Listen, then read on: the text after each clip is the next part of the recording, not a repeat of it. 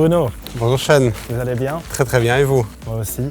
Bienvenue dans ce domaine viticole. Merci. Valkenvleug. Vous en pensez quoi? Magnifique, quel bel endroit. On va le découvrir ensemble. Merci beaucoup.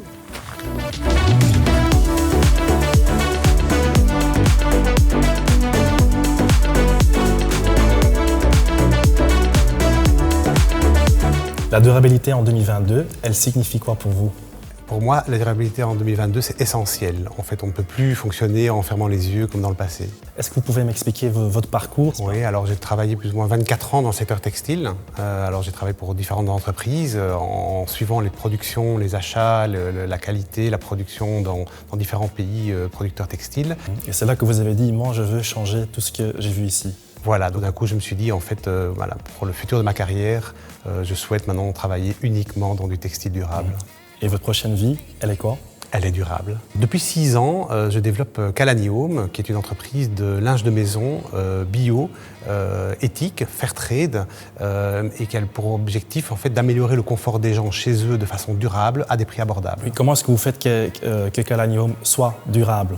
On travaille en collaboration avec une coopérative de coton bio en Inde, à qui on achète notre coton directement, ce qui nous donne l'avantage de savoir exactement d'où vient notre coton jusqu'au village ou au fermier, mais ce qui permet aussi de travailler avec des fermiers en partenariat et en collaboration. Surtout, on leur achète le coton bio Fairtrade au vrai prix du coton bio Fairtrade et en moyenne 13,5% au-dessus du premium Fairtrade. Je vois quelqu'un qui est passionné par la durabilité. Est-ce que vous auriez pu prédire ça il y a 20 ans? Est-ce que ça a toujours fait partie de votre personnalité? Alors ça a toujours fait partie de ma personnalité et même quand je travaillais de façon plus conventionnelle, j'ai participé à plein de projets de durabilité, de développement durable au cas par cas dans certaines situations. On ne parle plus aujourd'hui de personnes un peu rêveuses qui pensent que les choses devraient se faire de façon meilleure. Si on ne change pas, on va droit dans le mur.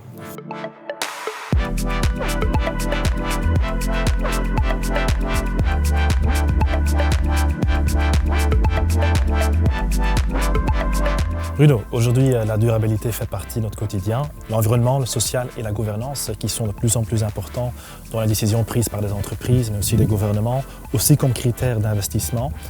Quels thèmes ESG sont importants pour vous? Alors pour moi, il n'y a pas un thème qui est plus important qu'un autre. Je pense que les trois sont aussi importants les uns que les autres et doivent cohabiter ensemble et fonctionner ensemble. Pourquoi est-ce qu'ils sont aussi importants? Alors, le côté environnemental est essentiel. Aujourd'hui, les scientifiques sont quand même tous d'accord pour dire que si on ne change rien à très court terme, dans les 10-12 années qui arrivent, on va vers une catastrophe environnementale déjà pour nos petits-enfants et nos arrière-petits-enfants. Alors, le côté social est essentiel. Je pense qu'aujourd'hui, ça n'a plus aucun sens de faire du business, quel qu'il soit, dans n'importe quel secteur d'activité, produit, service, sans respect des personnes.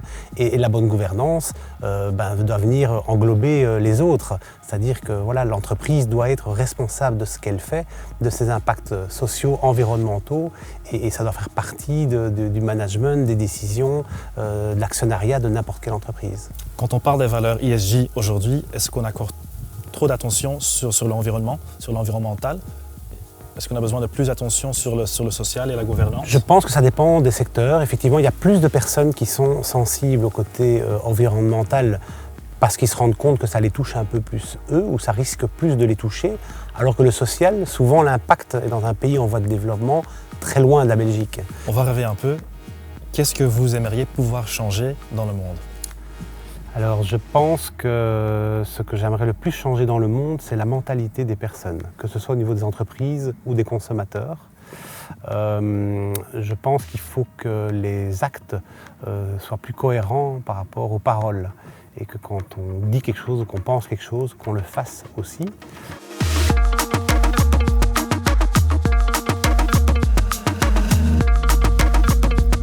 Voilà Bruno, on a parlé de votre vision sur la durabilité, de Kalani, des valeurs ESG. Je voudrais boucler la boucle avec une question bien précise. Imaginez-vous, vous disposez de 2 millions d'euros. Vous êtes libre d'investir ces 2 millions comme vous voulez. Que feriez-vous avec 2 millions d'euros? Alors, si j'avais 2 millions d'euros à investir, je pense que j'investirais peut-être une partie dans mon activité, dans mon entreprise. Non, mais trêve de plaisanterie. Si je devais choisir des produits d'investissement, je pense que je favoriserais d'abord des secteurs d'activité durables, hein, et certainement pas de l'énergie fossile ou de l'armement et des choses comme ça. Mais je pense que je favoriserais aussi des secteurs d'activité de la vie de tous les jours, des choses dont on a besoin, les choses qui nous entourent, qui font qu'on vit et qui doivent évoluer absolument vers la durabilité. Quel impact est-ce que vous voudriez avoir avec cet investissement ?